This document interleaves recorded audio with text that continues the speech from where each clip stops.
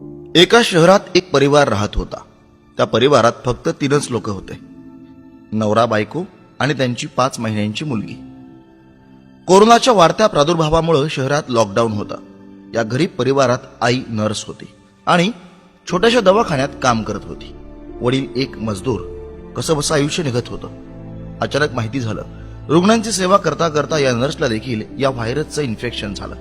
यामुळे तिला तातडीनं दवाखान्यात दाखल करण्यात आलं. जेव्हा ही बातमी घरी आली तर खूप चिंता वाटू लागली. नर्सचं नाव होतं ज्योती, नवऱ्याचं नाव रमेश आणि त्यांच्या मुलीचं नाव होतं स्वाती.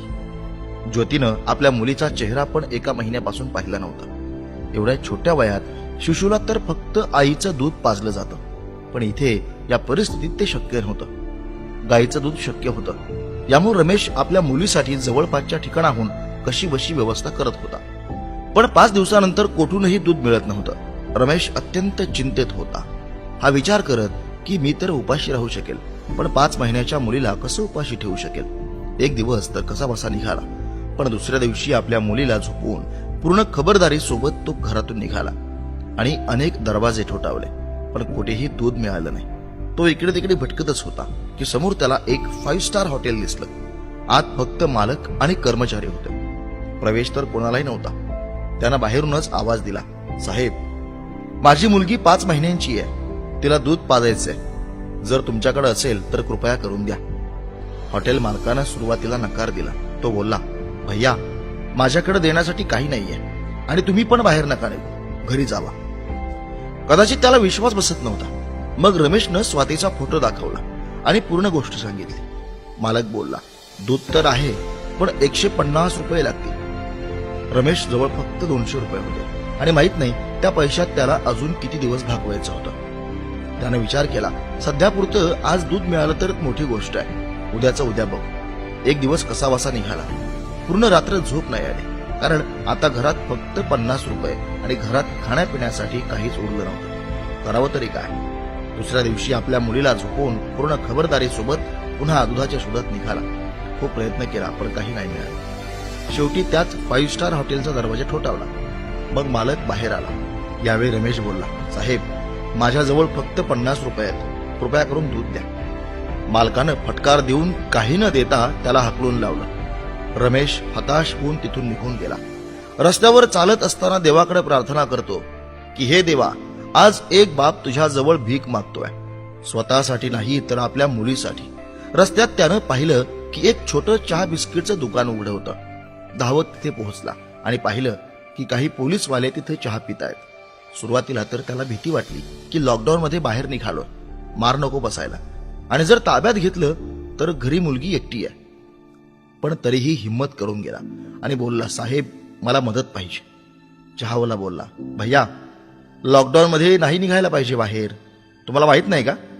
रमेश बोलला, भैया, मला थोडं दूध पाहिजे होतं, यामुळं इकडे तिकडे भटकतोय. चहावाला बोलला, हे बघ भैया, ही चहा फक्त पोलिसांसाठी बनतीये. हे दिवस रात्र आपली सेवा करतायत, यामुळं सर्व नियमांचं पालन करत यांना चहा पाजतोय. बाकी कुणालाही इथं प्रवेश नाही. डोळ्यातील पाण्यासोबत रमेश बोलला, भैया, एक बाप तुमच्या सर्वांकडे भीक मागतोय. माझी 5 महिन्यांची मुलगी घरी एकटी असते. तिची आई नर्स आहे आणि तिला पण व्हायरसचं इन्फेक्शन झालंय. यामुळे तिला दवाखान्यात दाखल केलंय. मुलीला दूध पाजायलाही कोणी नाही. एवढा ऐकताच चहावाल्याच्या डोळ्यातून अश्रू वाहू लागले. तिथं जे पोलीसवाले चहा पित होते सगळेच्या सगळे उठून उभे राहिले. चहावाला पोलिसांना बोलला, साहेब, तुम्हाला जी ऍक्शन घ्यायची आहे, केस करायची आहे, माझ्यावर करा. याला जाऊ द्या. पोलीसवाले बघत होते आणि इकडे चहावाल्यानं फटाफट 2 लिटर दूध पॅक केलं आणि रमेशच्या हातात दिलं. रमेश बोलला, भैया, माझ्याजवळ फक्त 50 रुपये आहेत. हे घ्या. नंतर जेव्हा माझ्याकडे पैसे येतील तेव्हा मी देईल. चहावाल्यानं विचारलं, फक्त 50 रुपये? म्हणजे तू तर जेवणही केलं नशीब. रमेश डोळ्यातून अश्रू वाहू लागले. चहावाल्यानं लगेच बिस्किटासोबत खायचं काही सामान दिलं आणि बोलला, जा, हे घेऊन जा आणि आता घराच्या बाहेर निघू नकोस.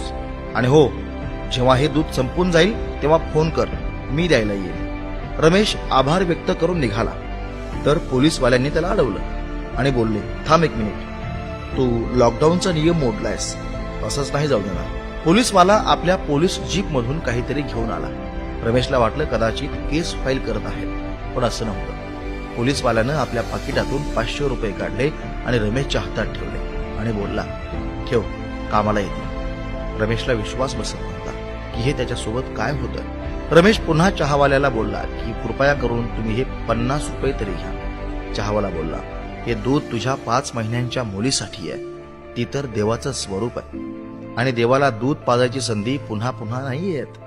हे पुण्य मला कमवू दे. तेवढ्यात पोलीसवाला बोलला, आता घरातून बाहेर नको निघू. 2 दिवसानंतर जेव्हा दूध संपून जाईल तर हे घे, माझा फोन नंबर घे, तेव्हा फोन कर, मी द्यायला येईल. पोलीसवाला बोलला, तुमच्या बायकोच्या पुढं तर आम्ही कोणीच नाही. ती खरंच एक योद्धा आहे. रमेश मनातल्या मनातच विचार करत होता की कोण बोलतं, देव दिसत नाही. हे जे मदत करतायत ना, ते माणसाच्या रूपात देवच आहेत. रमेश घरी पोहोचला आणि आनंदाच्या अश्रूंसोबत आपल्या मुलीला दूध पाजलं. मित्रांनो, आता तुमच्या सर्वांसाठी एक प्रश्न आहे. खरोखर श्रीमंत कोण होतं? 5 स्टार हॉटेलचा मालक की तो चहावाला आणि आपले कार्य निभावणारे पोलीसवाले? विचार करा आणि आपल्या मनापासून या प्रश्नाचं उत्तर द्या. जोपर्यंत शक्य असेल कुण्या गरजवंताची मदत नक्की करा. आभार माना. देवानं तुम्हाला देणाऱ्यांमध्ये ठेवलंय, मागणाऱ्यांमध्ये नाही. मित्रांनो, या व्हिडिओ बद्दल तुमचं काय मत आहे ते खाली कमेंट्स करून नक्की सांगा. व्हिडिओ आवडला असेल तर लाईक करा, शेअर करा. धन्यवाद.